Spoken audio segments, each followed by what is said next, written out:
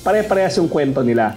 Sa 10,000 na ibinigay sa kanilang tulong pinansyal, pilit kunin yung 8,000 hanggang 9,000 pesos. Mas malaki pa ang naibubulsa ng mga umano'y tiwaling opisyal kaysa sa mismong natatanggap na ayuda ng mga nangangailangan. Ito ang napag-alaman ng Department of Social Welfare and Development sa isinagawang on-site at fact-finding investigation kasunod ng sumbong ng 14 na mga benepisyaryo ng kanilang Assistance to Individuals in Crisis Situations o AICS program sa Iloilo. Ayon sa mga complainant, simula pa noong kasagsagan ng pandemya ay nabibiktima na sila ng ganitong modus operandi. Matapos nilang makatanggap ng ayuda, pupuntahan sila sa bahay ng mga opisyal ng barangay, tatakutin at saka babawiin ng pera. Pero mas lumala umano ngayon dahil lumaki pa ang kinakaltas sa dapat nilang matanggap na ayuda.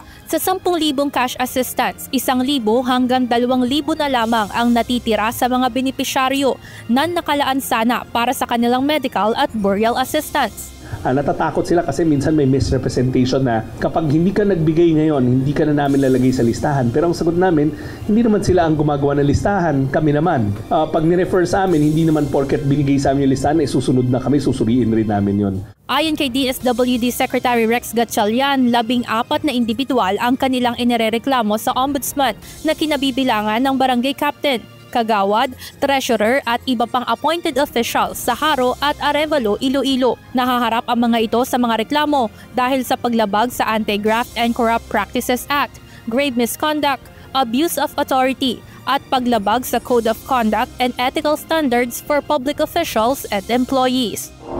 Bukod sa mga reklamong isinumite ng DSWD sa Office of the Ombudsman, umaasa rin ang ahensya na mapapatawan rin ang mga opisyal na ito ng preventive suspension.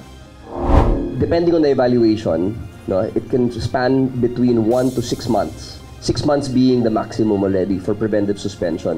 Note that preventive suspension is not a penalty that is meted out for the behavior, but preventive suspension is just a remedy para hindi po makigulo or hindi siya makakapag-interfere sa aming investigation. Ayon pa sa tagapagsalita ng Ombudsman, iimbestigahan nila at padadaanin ito sa tamang proseso ng administrative adjudication at evaluation. Sa ngayon, itinigil muna ang AICS cash payout sa Iloilo dahil sa talamak na katiwalian sa pagbibigay ng ayuda at planong ibalik na lamang muli sa darating na January 2026. Marami kaming nakausap pero marami ring umatras pero marami pa rin yung natira because it was so widespread, wide scale, may natira na mga complainants. Sa pahayag na inilabas ni Iloilo Lone District Representative Julian Baronda, suportado nito ang pagpapanagot sa mga inirereklamong barangay official. Hinikayat rin ang iba pang nabiktima sa Iloilo na huwag matakot magsumbong sa tanggapan ng DSWD sa kanilang rehiyon. Samantala, tinulungan muli ng DSWD ang mga nabiktimang benepisyaryo